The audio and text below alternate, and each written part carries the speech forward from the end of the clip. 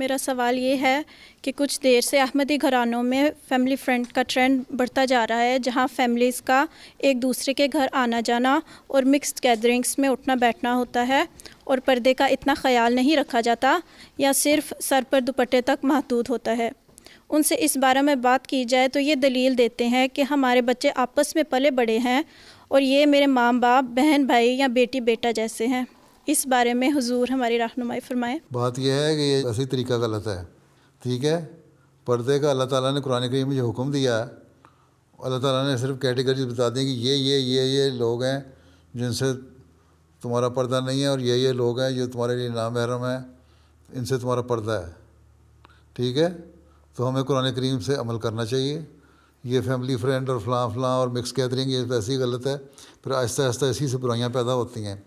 آج کل تو رشتہ داروں میں بدزنیاں پیدا ہو جاتی ہیں اور ایک دوسرے پہ الزام تراشیاں شروع ہو جاتی ہیں، اس نے یہ کہہ دیا اور وہ کہہ دیا، اور غلط قسم کے الزامات لگ جاتے ہیں قریبی رشتہ داروں پہ بھی۔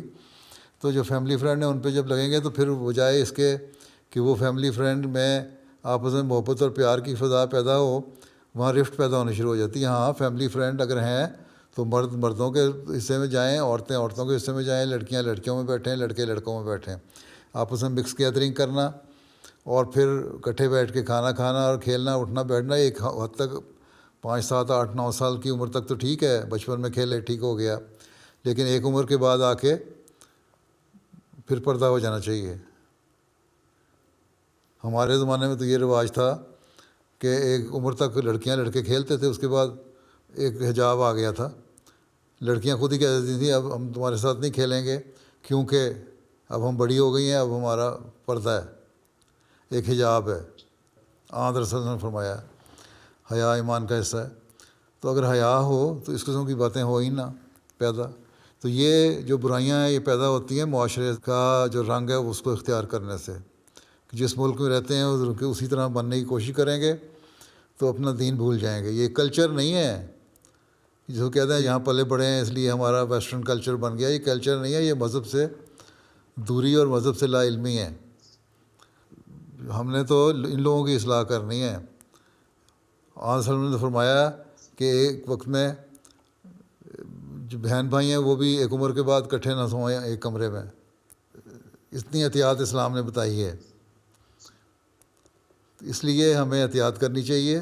اور یہ فیملی فرینڈ کے نام پہ جو ہوتی ہیں نا، اسی طرح برائیاں پیدا ہوتی ہیں اور پیدا ہو رہی ہیں، اور بعد میں پھر لوگ پچھتاتے ہیں اور پھر بعد میں لکھتے بھی ہیں بعض۔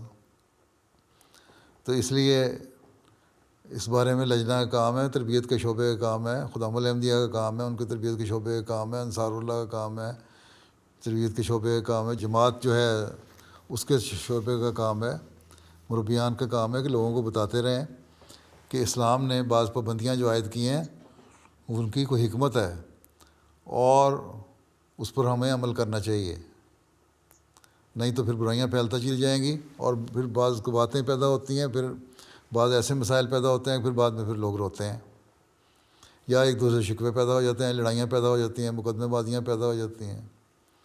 اس لیے پہلے کیوں نہ اسلام کی تعلیم پہ عمل کیا جائے، ٹھیک ہے؟ جی، جزاک اللہ حضور۔